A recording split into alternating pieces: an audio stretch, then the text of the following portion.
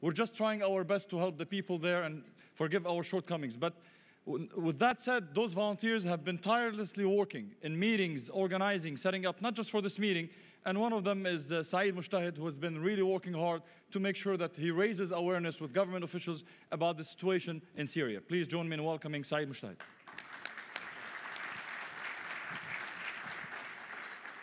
Assalamu alaikum. I think it's been a very challenging day, long day. I know that we started really early.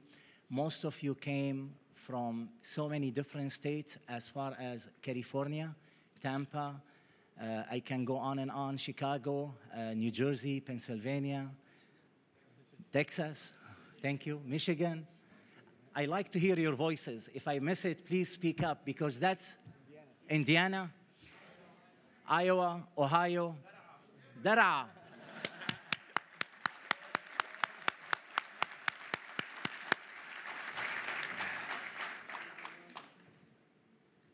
I'm one like all of you. I really never, ever dreamt that I will be here speaking to American Syrian about what's happening in Syria and looking all forward for one day of freedom. Inshallah, God willing, the Syrian people will be free.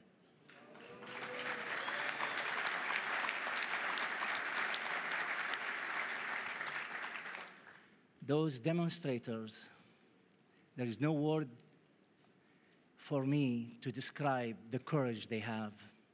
Those people are not pushing any button for any personal gain.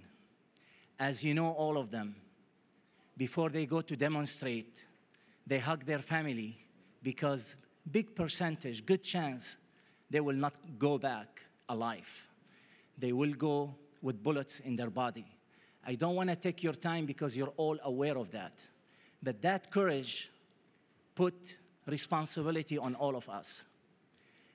Thanks God first, as we look what's happening to them, as we look on all those tanks going inside those villages, surrounding, even shooting the very basic element of life is their water reserve on every building, shooting it so people can even be prevented of having water, milk to their kids, no food.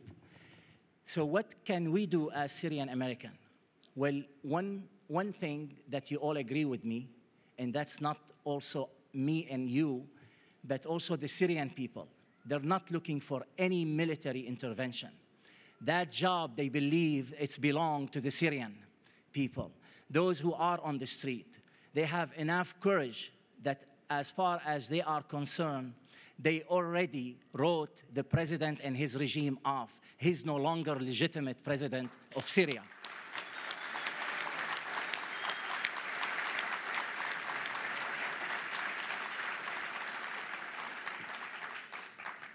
In short, I think we have a duty that we can be very, very effective here in America.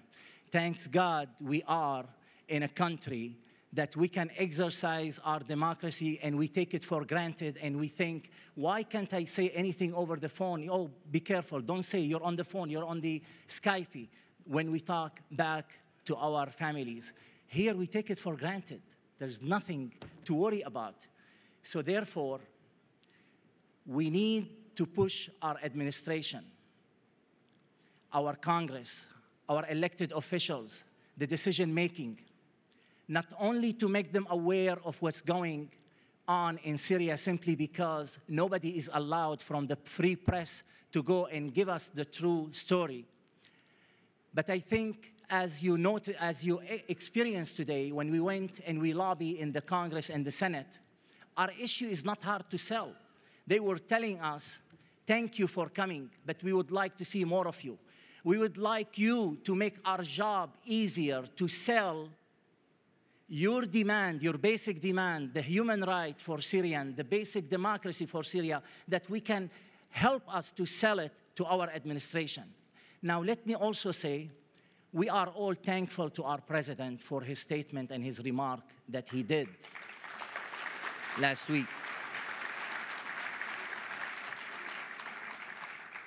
And I do understand the mounting pressure on the president. I have no doubt. what's in his heart. He's a man who started his life as an activist, and he likes to promote civil rights and human rights as a basic element for any person to have and enjoy that right.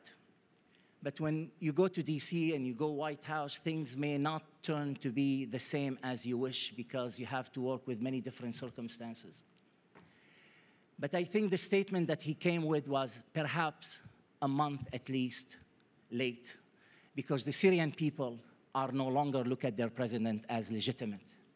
We ask for the president to come strong and announce and declare that the president is no longer legitimate.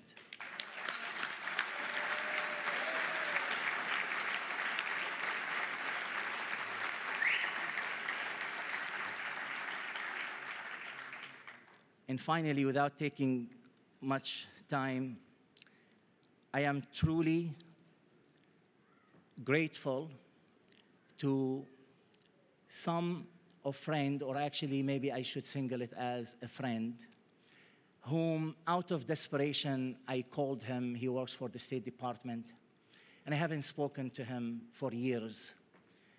And I asked him, you know, what I'm seeing is just something unbearable. So he said, well, you can, if you want, talk to the Syrian desk. And I was really grateful to him and grateful to the person who received me. And they were really open. But I was stunned by one remark. He said, well, thank you very much for coming here. You know, I haven't heard from any Syrians except I got 2 phone calls and they refused to give their name. And you know, I like to tell that gentleman who was very generous in his time, and I'm grateful to him, that I hope by looking today at this crowd, he knows that this has changed.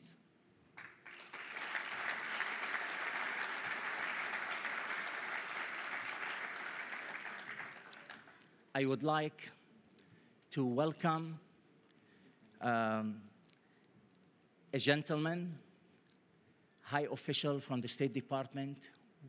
We're very grateful for him to come and address you.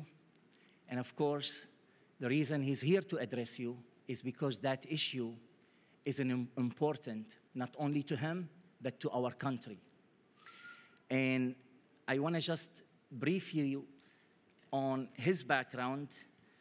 It's very impressive and very long, and I don't think he would like me to go much about it because he's a very busy person. But he's really an impressive. He is Mr. Jake Wallace. He is the Deputy Assistant Secretary for the State Department. He has been in the political field over 25 years.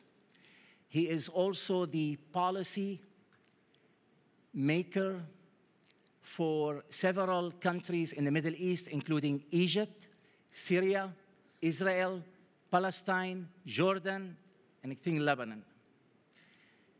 And without any further, I would like you to welcome Mr. Wallace.